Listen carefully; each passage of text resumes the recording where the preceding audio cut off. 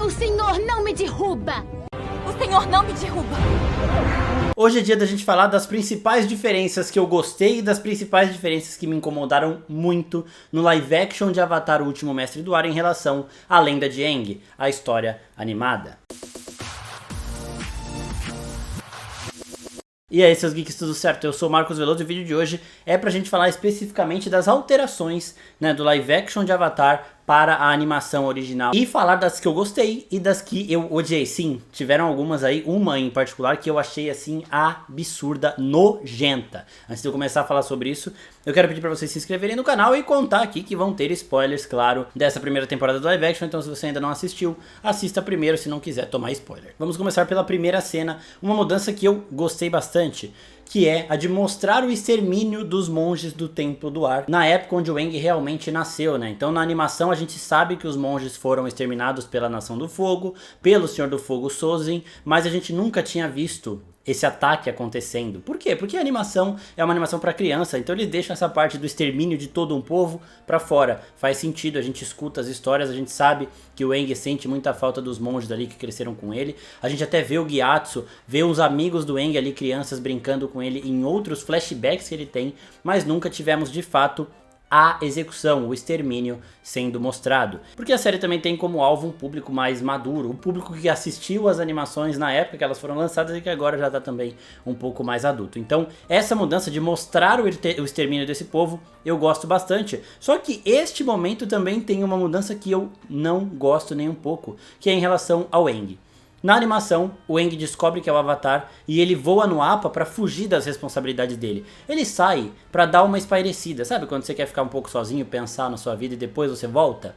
É por isso que o Aang sai na animação. Só que ele não consegue voltar, ele acaba ficando preso numa tempestade ali no meio do oceano e acaba congelando ele e o Appa para proteger os dois, para impedir que eles morram naquela situação ali, né? E aí ele fica congelado por 100 anos e depois a Katara e o Sokka encontram ele. Enquanto aqui, o Aang sai porque ele aceita ser o Avatar e ele vai começar o treinamento dele. Tá bom, eu sou o Avatar, então eu vou lá agora para onde eu tenho que ir para começar meu treinamento dos outros elementos. Ele simplesmente aceita essa responsabilidade quando criança e vai embora. E por que eu não gosto dessa mudança, né? Não é um preciosismo, não. É porque isso tira muito do peso que esse extermínio tem no Aang. O Aang da animação, ele saiu porque ele não queria essa responsabilidade. E por ele não querer essa responsabilidade e ter saído de lá, ele vê que o povo dele morreu por conta de um egoísmo por parte dele. Agora, na série live action, quando ele sai porque ele faz o que foi pedido a ele, para seguir o propósito dele como Avatar, isso perde totalmente esse peso, né, dele ter deixado o povo dele ali por egoísmo, ter acabado ficando congelado e não ter podido salvá-los. Como o Gyatso mesmo fala no live action, algo que não tem na animação, o Aang lá não mudaria muita coisa dos rumos da batalha. Talvez se ele entrasse em estado Avatar, ele entraria, só que ele não tinha treinamento nenhum pra isso e era muito difícil que isso acontecesse. A forma como foi feito aqui, me agrada ter mostrado a guerra, os efeitos especiais da série pra mim também são ótimos, mas me tira muito o que eles colocaram pro Aang, né? Eles já tinham falado em entrevista que o Aang estaria mais disposto a cumprir o seu propósito, mas ele ainda é uma criança e não precisa estar sempre disposto. Esse é um erro que a série comete em algumas coisas que eu vou falar também daqui a pouco. E nisso uma coisa que me incomodou também é o Aang ficar toda hora lamentando, né? Na animação ele ainda tem um tom mais leve de que em alguns momentos ele quer se divertir, e isso também faz parte do processo dele se encontrando como Avatar e como criança, né? Como Aang. E aqui não, toda hora ele tá fazendo um discurso motivacional de que ele tem que ser sozinho, ou de que os amigos importam e ajudam. E assim, hora ou outra, ok, toda hora não. Agora, em termos da história do Zuko, ficou perfeito. Eles mantiveram toda a essência. O Zuko é um dos personagens com a história mais delicada que ia ser tratada, só que foi a história que eles mais conseguiram também transmitir. No caso da Katara eu acho que eles melhoraram algumas coisas. No caso do Sokka eu fiquei meio assim, partes melhoraram, mas algumas coisas não mostraram como poderiam ter sido mostradas. Do Aang essas coisas me incomodam um pouco. Agora no Zuko, vou chegar lá daqui a pouco, foi simplesmente perfeito. as falas machistas do Sokka, né? Isso já rendeu muito assunto, eu já fiz um shorts inclusive falando disso antes da série lançar, e o que eu falo no shorts basicamente se concretizou, que eles tiram as falas machistas do Sokka, mas um comportamento machista do Sokka ele segue até onde ele tem que seguir. Na animação, quando o Sokka encontra com a Suki, ele já esquece esse machismo dele aí, né? Ele ainda fica meio com aquela parada de que ele tem que proteger por mais um pouco de tempo, mas ele para com isso depois que ele vê uma mulher mais forte do que ele. E aqui na série live action, de novo, como aqui é um público mais maduro, eles não precisam ser tão claros, tão nítidos nas coisas que eles querem transmitir. Na animação, combina você colocar os diálogos machistas do Sokka, falando um monte de baboseira lá, porque você tem que mostrar para as crianças que ele está tendo um comportamento errado, as crianças que estão assistindo. Como a série é para um público mais maduro, ações machistas já passam essa mensagem. Então quando ele não dá ouvido pra Katara, fala que a Katara não consegue lutar, não é tão forte e tudo mais, e com a Suki também ele acha que pode ensinar ela e tudo mais, ele já está passando esse comportamento machista que ele aprendeu e ele também evolui aqui na série. Então isso não me incomodou de forma alguma, porque eles passam a mensagem de uma maneira mais sigilosa, mais cautelosa, sem escancarar tudo. Então as falas saíram, mas como eu já achava que ia acontecer, o comportamento não, ele passa pela mesma transformação, pelo mesmo aprendizado. Agora vamos falar aqui do ponto que mais me incomoda, que é o Mashu e principalmente o Bumi, né? O Mashu serviu para eles juntarem diversas quests individuais que tem na animação, né? Juntaram o Jato com o Bumi, com o mecânico que tomou ali um templo do ar que estava vazio, sabe? E com também os cantores e a caverna do amor. Então isso tudo, eles juntaram tudo em um arco só, ficou tudo muito apressado, desperdiçaram algumas coisas, né? E isso pra mim, na maior parte, no balanço final desses episódios de Omashu, foi ruim, tá? O lado do Jet eu achei legal, porque ele passa bem a mensagem ali das consequências da guerra, que tem pessoas que tem que se virar da forma que elas podem, porque não são nem dobradores nem nada, e tem que agir dessa forma mais rigorosa, essa forma mais violenta, né? O caso do Bumi, eu vou falar daqui a pouco porque foi o que eu menos gostei nessa série, eu fiquei revoltado. O caso do mecânico e do filho dele ali, que na animação eles tomaram um templo do ar e aprenderam a conviver com isso, voando e tudo mais, e aqui eles simplesmente estão em Omashu, isso me incomoda muito também. Por quê?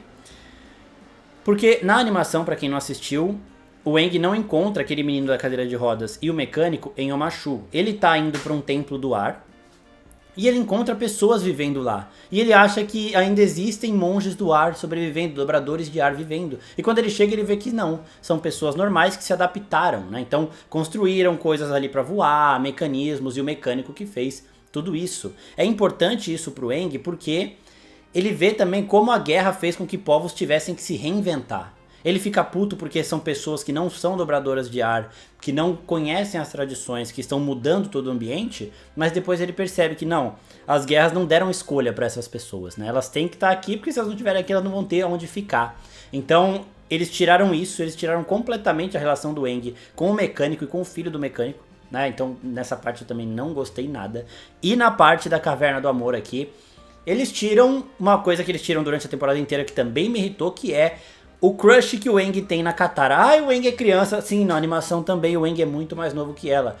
É o crush que o Aang tem na Katara. Nesse primeiro momento a Katara não precisa corresponder a nada disso. Só que é muito normal uma criança ser apaixonada por alguém alguns anos mais velha que ele. Não é como se a Katara também fosse adulta, gente. A Katara também é uma criança ali. E não faz mal o Aang ter um amor platônico por ela neste início. Então ele ficar apaixonado pela Katara, uma menina mais velha do que ele, que tá ali ao lado dele direto. Eles tiraram isso também por medo de não vamos mexer nisso porque é criança e tudo mais.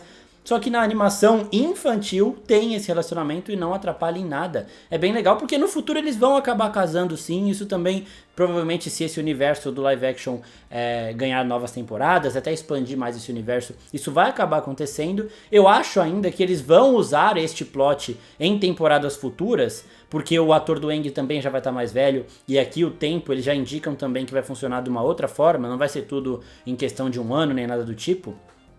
Então eu acho que eles ainda vão explorar esse relacionamento. Mas não ter deixado nem o Aang um pouquinho assim apaixonado por ela em nenhum momento dessa temporada, nenhuma conversa, em nenhuma pista, me incomodou. tá? Porque poderia fazer, não tem mal nenhum no Aang ter um amor platônico por uma pessoa que é alguns aninhos ali, poucos anos mais velha que ele. O Aang tem 13 e a Katara 15, acho, né? Então, porra. E agora o Bumi. O Bumi é o ponto aqui, limite pra mim, isso quase esgotou minha paciência. Eu gostei, tá, gente? Eu gostei da série, só que o Bumi me deixou muito puto. Porque o Bumi, na animação, ele é o amigo do Aang, completamente pirado da cabeça, que está alheio a tudo que acontece no mundo. A guerra devastou povos, acabou com populações, com nações, escravizou pessoas. O Bumi tá alheio a isso. Ele vai continuar se divertindo, fazendo tudo que ele tem que fazer, sendo extremamente forte, e ele vai brincar com o Aang quando o Aang encontra ele, tá? E aqui na série não. Aqui na série eles usam o Bumi pra de novo mostrar como a guerra foi cruel com todo mundo. Pode ter sido cruel com todo mundo, eles podem passar essa mensagem através de inúmeros outros personagens, como eles fazem com maestria, com alguns inclusive, mas o Bumi não era o personagem pra isso, isso também me tirou completamente em relação a isso. Eu não posso nem ver o Bumi do live action, que eu já fico muito puto. Enquanto na animação é um dos principais personagens, um dos que eu mais gosto até hoje, vendo Aang e Korra, sabe? É sensacional. As topeiras texugos movidas por música ou por sentimento, essa foi uma mudança que eu gostei, tá? Porque na animação, as topeiras texugo que eles encontram naquela caverna do amor ali, elas são movidas por música. Então tem os cantores, tem a relação ali com aquela banda que eles encontram no começo. E aqui não, é por sentimento. E faz sentido, até por já conectar um pouco com a Toph. A Toph, que aprende a se conectar com as pessoas, a ver as pessoas através das vibrações e tudo mais, ela aprende isso com as topeiras texugo. Então ela sabe se alguém tá mentindo ou não, o sentimento que uma pessoa tá tentando passar, justamente por conta dessas coisas que ela aprende. Então colocar aqui as topeiras texugo já agindo de acordo com o sentimento das outras pessoas é uma mudança, na minha opinião, bastante positiva, porque combina com o que a gente vai ver que a Toph acabou aprendendo com elas, topeiras texugo, tá? Então essa foi uma mudancinha aí que eu achei positiva. Uma outra coisa que eu gostei muito aqui é de uma adição, algo que não tem na animação, nem em Aang, nem em Korra, que eles colocam aqui, que eu achei muito positiva, que é em relação a Avatar Kyoshi e a outros avatares.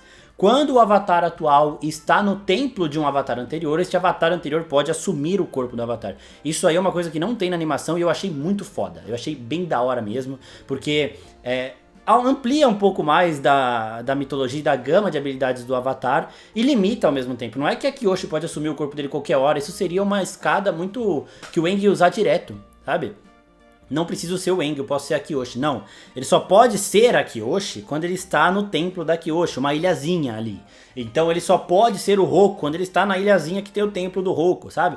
Isso daí eu achei bem positivo, eu gostei que eles não se escoram muito nisso, eles não usam mais de uma vez, né? Quando o Aang até tenta usar de novo, eles colocam ali um impedimento que eu já vou chegar lá e também achei válido.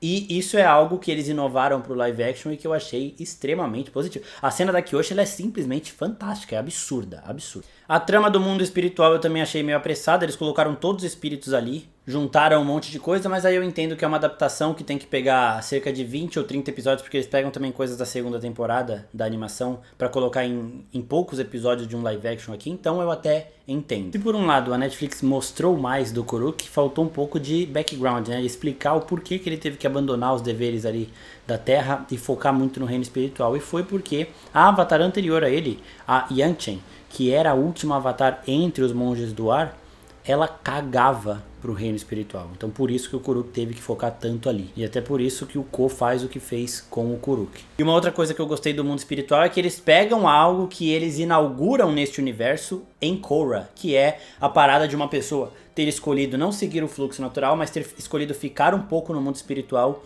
para poder, né, viver aproveitar um pouquinho ali, ou no caso do Gyatso aqui na série, passar um conselho. Isso acontece na Lenda de Korra, não aconteceu em A Lenda de Aang com nenhum personagem, não que eu me lembre, né? Em A Lenda de Korra, quando ela vai ao mundo espiritual, ela encontra um personagem que a gente gosta muito de ver em A Lenda de Aang. Eu não vou falar quem é pra não estragar a surpresa pra quem for assistir Korra, mas é um personagem que pela idade ele não poderia estar vivo na época da Lenda de Korra. Só que aí ela encontra ele no mundo espiritual e ele fala: eu não quis seguir o fluxo natural do tempo ali, eu quis ficar aqui. Igual o Gyatso faz aqui no live action pra poder falar com o Aang. O Gyatso escolhe isso pra poder conversar com o Aang, pra poder dizer ao Aang que não foi culpa dele, nem nada do tipo. Então eu achei bem legal eles pegarem também alguns artifícios de A Lenda de Korra e já colocarem direto aqui na Lenda de Aang. Isso funciona, é algo que o One Piece fez também no live action, principalmente, por exemplo, com o Mihawk. O Mihawk, desde a primeira vez que ele é apresentado, a gente já sabe que ele é um Shichibukai. Agora, no anime, no mangá, os Shichibukai eles foram inventados depois que o Mihawk foi apresentado. Então só depois que o Oda inventou os Shichibukai, ele pegou o Mihawk e falou, esse daqui vai ser um deles. Mas o Mihawk já tinha sido apresentado antes. No live action não, o Mihawk é apresentado já como um dos 7 Shichibukai. Então, essas alterações são válidas e aqui eu também gostei bastante. Uma outra coisa que eu achei fantástica, que eu lembro de assistir a animação e pensar por que não fizeram isso, é em relação ao Zuko e a tripulação dele. Né? O Zuko tem essa cicatriz no olho, essa queimadura no olho causada pelo Ozai, porque o Ozai estava querendo sacrificar um pelotão inteiro de soldados que eram recrutas, eram mais jovens, em prol da guerra, né, para conseguir uma vantagem ali, para conseguir invadir com outro pelotão. E o Zuko interfere, fala que isso é desumano, que não deve fazer isso, sacrificar um pelotão inteiro sem que essas pessoas saibam o que elas estão fazendo ali. E o Ozai entra no Dominikai ali contra o Zuko, acaba fazendo a cicatriz, e depois de tudo, ele fala, se você se preocupa tanto com esse pelotão aqui de recrutas, fique com eles, né. Isso, eles fazem isso no live action e aumenta muito o peso do sacrifício do Zuko e da relação dele com esses tripulantes. O Zuko salvou a vida de todos eles sem que eles saibam. E na animação não acontece isso, tipo, não tem relação, né? Então, na animação, o pelotão que ia ser sacrificado foi sacrificado e o pelotão que tá com o Zuko é outro pelotão. Enquanto aqui no live action é a mesma coisa, esse pelotão foi salvo para ficar ali com o Zuko. A gente não sabe se o Ozai desistiu disso e mudando de estratégia ou se ele sacrificou outro pelotão. Mas este pelotão foi salvo pelo Zuko e isso eu achei fantástico, achei magnífico. Outra coisa também que a série melhora aqui em termos da animação é quando o Iroh tá sendo levado ali pelos soldados do Reino da Terra e um deles passou pela guerra, perdeu o irmão no cerco que o Iroh fez, né? O cerco do Iroh, todo o fracasso daquela guerra, ele é pouco explorado na animação porque, de novo, as partes da guerra que são mais cruéis, eles não exploram tanto, e aqui no live action eles podem explorar. E quando aquele cara vai falando pro Iroh tudo que ele passou, as perdas que ele sofreu, e o Iroh vai sentindo tudo aquilo e sabe que são lados da guerra que não tem muito o que fazer, eu achei muito positivo. Este é um personagem que mostra os efeitos da guerra de um jeito que fazendo com que o Bumi não precisasse mostrar. Tá? Você já tem essa cena do Iroh sendo torturado por aquele cara que perdeu tanto por conta do cerco que o Iroh tinha feito ali em Ba Sing Se, em Omashu também, no Reino da Terra ali, que você não precisaria fazer o Bumi também passar essa mensagem, sabe? Então, eu gosto, quanto mais eu gosto dessa cena do cara ali jogando todas as verdades na cara do Iroh, torturando ele o máximo que pode pra tentar ter um pouco de satisfação, quanto mais eu gosto dessa cena, mais eu desgosto do que fizeram com o Bumi aqui, porque essa cena faz com que o Bumi pudesse ser o que ele realmente é na animação. O Almirante Zal eu gostei, que mostram ele sendo ainda mais insignificante do que na animação. O Ozai fala várias vezes, é um comandantezinho de merda irrelevante lá, então eu achei legal. Não tem ele enfrentando o Zuko num duelo que mostra o Zuko superior ali, mas tem a luta dos dois, e eu achei ele mais ardiloso aqui do que na animação, né? Muito mais pilantra, fazendo as coisas pelas costas dos outros, sem nenhuma honra, nem nada do tipo, eu gostei. Agora uma coisa que me incomodou em termos aqui dos avatares anteriores, aqui eles focam mais na Kyoshi e mais também no Kuruk do que na animação. A animação é sempre o Aang com o Roku ali, pelo Roku ser o imediato anterior ali do Aang, então faz sentido. As duas fazem sentido, né? Quando o Aang tá ali no templo da Kyoshi, faz mais sentido ele conversar com ela, com o Kuruk também, não sempre só com o Roku, né? Mas o que eu não gostei é das mensagens que os avatares passam pro Aang de que ele tem que ser sozinho. Porque o Roku teve família. Não vou falar muito da família dele aqui pra também não dar spoiler das próximas temporadas. Mas ele teve família e a Kyoshi também. O Roku ele era muito próximo, inclusive, do Senhor do Fogo Sozin. Então eles eram amigos próximos. Esses avatares todos tiveram um time avatar pra ajudá-los nos treinamentos, nas quests e tudo. Então, eles passarem essa mensagem pro Aang não faz sentido. Agora, o Avatar Kuruk, eu gostei bastante porque ele é um personagem bem raspado na animação ali, e aqui eles mostram ainda mais dessa luta espiritual dele. Eu fui um avatar ausente no reino dos humanos, na Terra, porque eu precisava estar aqui no reino espiritual, lutando contra espíritos maldosos que queriam invadir e tudo mais, e mostra que ele, por conta de todas essas lutas, não pode assumir o corpo ali do Aang pra lutar, e ele tem também uma arma usada para matar espíritos no mundo real, né? Então isso ainda dá um argumento melhor para a forma com que o Zal faz as coisas ali na Tribo da Água no final dessa primeira temporada. Isso aí amarra melhor as coisas no meu entendimento. Não é uma faca comum que o o Zal tá usando é uma faca que o Kuruk usava para matar espíritos. E por que um avatar queria matar espíritos? Porque eram espíritos malvados que queriam invadir, e este avatar passou a maior parte da vida dele no mundo espiritual, no reino espiritual, não no reino humano. A Azula, personagem que aparece só na segunda, ela aparece no finalzinho da primeira temporada, indicando que ela vai ser a vilã da segunda, né? E aqui ela tá desde o começo, e isso pra mim foi muito, muito, muito positivo, porque ajuda também a gente a entender um pouquinho da carga que a Azula carrega, e por que ela é tão raivosa, né? Pra quem não sabe, a Azula tem um fogo azul que foi só brincado aqui, tá? Eles brincam com isso em um momento que ela tá muito puta ali, o fogo dela no finalzinho da raiva dela fica azul e depois some rapidinho, é bem rápido mesmo. Acho que na primeira vez que ela usa dominação de fogo aqui, nessa primeira temporada, e a gente entende um pouco dos abusos que o Ozai fazia ela passar, né? O Ozai vê potencial nela, mas fica brincando com essa rivalidade que ela tem com o Zuko pra fazer com que ela atinja todo esse potencial. E ela lá tentando se provar pro pai, e o pai toda hora falando do Zuko, do Zuko, do Zuko. Então ajuda a trabalhar melhor a relação do Ozai com a Azula e com o próprio Zuko, a presença dela aqui nessa primeira temporada, e já ajuda a gente a entender mais as motivações dela pra caçar o Avatar nas próximas temporadas. Então assim, não mudaram nada do que acontece com a Azula na animação, mas acrescentaram algo que a gente sabia, imaginava que podia ter acontecido, mas nunca tínhamos visto, assim como eles fizeram com o extermínio do Templo do Ar ali. E agora, pra finalizar já ali no episódio final, a Yue, o Han e o Sokka, a relação deles também muda aqui. A Yue, neste caso da série, pra mim é positivo, tá? Ela não vai deixar um casamento arranjado decidir o destino dela, então ela já se solta, e o Han e o Sokka, diferente da animação que eles ficam ali de rivais, né, eles já se apoiam logo de cara. Então eu achei bem legal essa relação. E nisso tudo eu também achei bem legal a parte da Katara ser a própria mestre dela. Uma outra mudança deles aí. Porque quando a Katara chega lá na tribo da água, ela não tem um mestre direito. Tipo, ela desafia o Paco, eles lutam, ele fala que ela é foda, ele treina ela um pouquinho ali, depois ela começa a ajudar os outros dominadores ali, alunos, né, treinando eles, e pronto, acabou, né? Ela não tem o suficiente de contato com ele pra chamá-lo de mestre. E aí quando o Zuko fala, essa cena foi igualzinha e o final foi diferente e eu adorei. Quando o Zuko fala, você achou um mestre, né, ela fala, você está olhando pra ela, eu achei... Caralho, eu bati pau, eu falei, nossa, a Katara realmente tá foda aqui. Então eu gostei demais, e eu gostei que eles mantiveram isso daí na dublagem. O senhor não me derruba! O senhor não me derruba!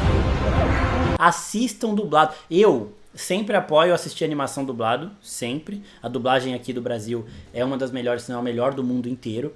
Então animação, qualquer animação, um filme animado eu assisto dublado. Anime eu vejo em japonês, porque a parada ali também é insana, né? Mas animação, dublado. E live action eu vejo mais o legendado mesmo pra manter a atuação, tal. Só que no caso de Avatar, gente, olha o que eles mantiveram, cara. Isso é perfeito, isso é perfeito. É um cuidado, por exemplo, que uma IA jamais teria, tá? Então assistam dublado porque vale muito a pena, principalmente se você tem uma conexão com a animação original e com as vozes da animação. As vozes mudaram, tá? Eu não lembro, acho que de nenhum personagem que tem a mesma voz que tinha na época da animação aqui nesse live action, no dublado, mas eles preservam muita coisa, eles homenageiam muito os dubladores da animação. Então pra mim o balanço disso tudo ele é positivo, tem alguns pontos que realmente me incomodaram que eu falei aqui pra vocês, mas eu espero sim que a Netflix traga uma segunda temporada com mais investimento, porque por mais que as dobras ali fossem interessantes, a gente não vê o Aang dobrando água provavelmente para dar uma economizada. Os cenários eles são meio... Você vê que é uma tela verde, então assim, o Appa tá da hora, o Momo tá da hora, as dobras estão muito foda, muito foda. A dobra de terra é uma parada insana e muito intensa, tá ligado? E eu gostei bastante de como eles passam todos os estilos de dobra aqui, se realmente honraram muito isso. Mas os cenários deixam a desejar, você vê uma tela verde absurda. Tem uma cena do Aang com a Katara andando, acho que ela na tribo da água já no final, que porra, você tá vendo ali a parada borrada no fundo, né? Então eu espero que eles melhorem esse investimento, e tem que ter uma segunda temporada principalmente pra gente ver a Toph, tá? E eu espero que vejamos a Toph do jeito que a Toph é na animação, com aquele humor ácido dela e com as pessoas também tendo um humor mais ácido perante a ela, porque ela é uma pessoa difícil de se lidar, mas é uma pessoa que todo mundo ama, e um live action de Avatar não pode ser cancelado antes da gente ver a Toph. Eu gostaria inclusive que tivesse uma cena pós-créditos com a Toph, infelizmente não teve. A cena final ela é boa porque ela muda o tempo das coisas, ela tira um pouco da necessidade do Aang correr e isso permite que o ator cresça e que eles mexam também com outros temas, como eu disse no começo do vídeo. Por quê? Porque eles descobrem ali, a Nação do Fogo descobre ali o retorno do cometa Sozen, aquele cometa que aumenta muito o poder dos dobradores de fogo, né? Eles se preparam para o dia que esse cometa chegar, a gente atacar e dominar o reino da Terra,